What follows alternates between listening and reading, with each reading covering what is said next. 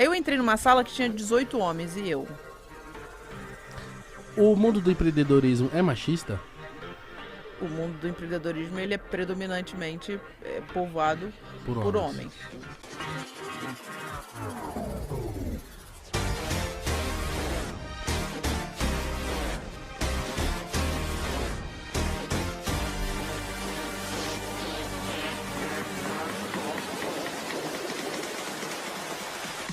Mas, por exemplo, quando chegava você já sentia, tipo assim, você falava, o pessoal... Beleza, cara, tá. Deixa eu ouvir o Nelson aqui. Então, eu tive alguns casos, né, assim, eu, por exemplo, quando a primeira temporada do Shark Tank, um sócio meu virou pra mim e falou que eu tava ali porque era a cota de diversidade do programa. Entendeu? Eu numa reunião, assim, chegar um sócio meu e assim, falar, e desligar o ar, falar, por que você tá precisando de ar? Você não tá vendo que tá gastando muito luz? Mas assim, presta atenção, eu não me ative a isso. Porque, e é o que eu falo para as mulheres hoje, porque se eu ficasse presa nisso, eu não ia crescer. Então você tem que olhar para si, assim, eu tenho milhares de sócios homens, assim, sem dúvida nenhuma, assim, e gosto muito deles. Mas é óbvio que a gente não pode falar que não existe uma realidade. Assim, as mulheres hoje, assim, elas recebem 20% a menos do que os salários dos homens. E fazendo as mesmas funções. E aí, o que eu entendi? Eu falei que com a força que eu fui adquirindo, deixando de ser a mosca morta, eu falei, com a força que eu fui adquirindo, o que aconteceu? Eu falei, eu preciso cada vez mais fortalecer essas mulheres. Então, por exemplo, eu tenho uma área, dentro do Grupo Farana, eu tenho uma área de educação que eu tenho 90% é um time de mulheres. Nossa. Na hora. 90% são mulheres. Mas assim, por competência. Entende? Uhum. Porque assim, não é aquela coisa assim, ah não, olha, é porque eu... Não, ela tá ali porque ela é boa o suficiente.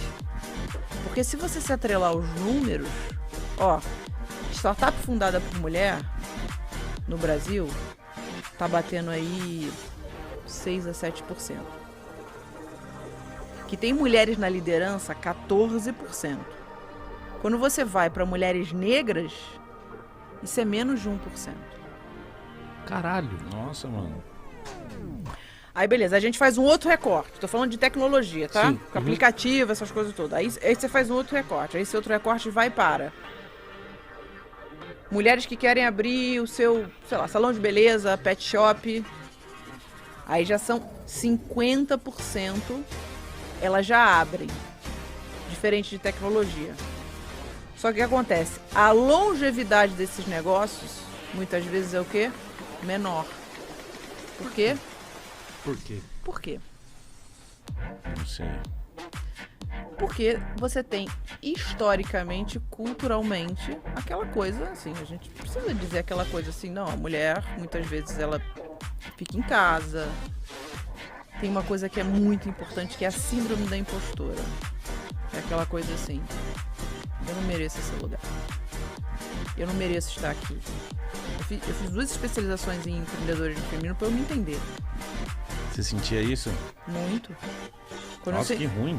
Muito. Quando eu sentei na primeira temporada do Shark Tank, eu olhei pro lado e falei, João Apolinário, Shiba, que eu copiava lá o negócio dos cardápios dele. Falei, cara, e eu senti isso. Caralho, entendeu? Muito ruim. E o complexo de impostora, ele acontece 75% maior em mulheres. Nossa, é muito. É muito.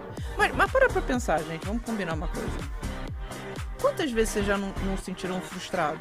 Quantas vezes vocês já falaram, cara, será que eu sou isso mesmo? Eu tô Diversas vezes. Hoje. Entendeu? Eu tava no programa do Silvio Santos, eu falei, que isso? Silvio Santos. É. Então, assim, o complexo de impostor, assim, ele acontece com todo mundo. Acho que é importante dizer isso, assim. E veja, assim, eu tenho um monte de sócio homem, vou repetir isso, adoro. Mas ele, estatisticamente, ele acontece em mulheres, justamente por causa desse histórico. Culturalmente a gente é machista, né? Culturalmente. Nossa, é muito. Mas isso com o tempo tá crescendo, mulheres empreendedoras? Muito. Nunca se falou tanto de empreendedorismo feminino como se fala hoje. E aí eu falei, cara, o que eu posso fazer por essas mulheres? Aí foi quando eu fundei o Ela Vence. Na verdade, fundei o Ela Vence, que é a plataforma de empreendedorismo feminino para capacitar, conectar mulheres a investidoras. Porque Uma das coisas, na pandemia, assim, eu recebi a mensagem assim, eu vou me suicidar. Eu não sei o que eu vou fazer, eu tenho 3 filhos, eu faço tripla jornada. E eu entendi, cara, o que eu posso fazer por essas mulheres? Então, assim, além de ter esse compromisso muito grande, tem uma autorresponsabilidade, assim. Eu sempre faço um convite a todas as mulheres, assim, não só mulheres, assim, os homens como um todo, assim, acho que tem muita coisa mudando. Tem muita coisa mudando. Tem muito mais compreensão, tem muito mais valorização.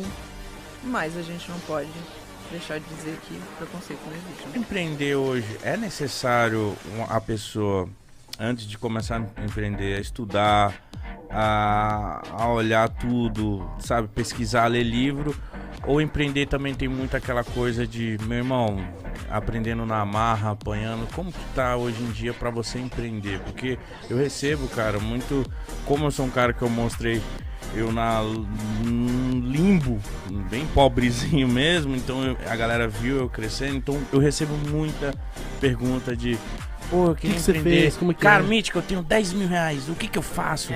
Como que é hoje em dia empreender? A gente precisa estudar muito para começar a empreender ou a gente pega aquele dinheirinho e como que tá? Que você aconselha? Assim, ó, eu acho que antes de mais nada, tem uma máxima que diz assim, antes feito do que perfeito. Se você botou um produto perfeito no ar, você demorou demais para lançar ele. Vocês lançaram um Pode Pá Perfeito? Nós não tinha nem nada. Então, assim, agora é óbvio que, assim, se você esperar muito, você não vai empreender. Então, galera que tá assistindo a gente, assim, cara, começa aos poucos, começa vendendo na rede social. Cara, começa pegando um vídeo. Aí a galera, o que acontece? Bota 150 milhões de problemas. Ah, porque eu não tenho isso, é porque eu não tenho material perfeito. Gente, vamos combinar. Agora, é óbvio que depois, quanto mais você se capacita, melhor. Né? Porque assim, uma das 3 maiores causas de mortalidade de empresa no Brasil é falta de planejamento, falta de gestão. Mas assim, no início, cara, você pode analisar as histórias de todos os grandes empreendedores, sejam multibilionários, multimilionários, assim, são pessoas assim que a grande maioria começaram. Silvio Santos. Silvio Santos. Ó, uma galera que tá assistindo a gente, importante. Cara, tá com um dinheirinho ali. Primeiro, não sai gastando todo o dinheiro, tá? Mas o mais importante, cara, pega a tua rede social, pega o canal que você tiver, começa fazendo ali pequenininho, porque você vai testar o teu público. Pode Pá, quando nasceu, você foi testando o público. Você vai vendo, cara, se eu trouxer esse tipo de convidado, ele vai me dar mais visualização. Se eu trouxer esse daqui, vai me dar menos. Ó, isso aqui, de repente, ó, por aqui vai. Ó, se eu fizer todo dia, vai bem. Se não, eu preciso ter o material, isso, eu posso comprar. Mas no início, vocês não sabiam essas respostas. Não. Entendeu? Agora vocês falam, vocês fizem assim, caramba, não, olha, a gente precisa comprar esses 3 microfones aqui de primeira geração, a gente precisa ter toda essa produção aqui maravilhosa, etc. Certamente, vocês não abririam. Nunca. Entendeu? Então é isso que acontece. Então assim, galera que tá assistindo, começa pequenininho, a gente fala muito assim, de validar. Cara, se eu não tiver na internet, esquece. Sabe por quê? Por quê? Tem uma máxima que diz assim, follow the money. Onde é que tá a audiência das pessoas? Onde é que tá a vida das pessoas? Hoje em dia na internet.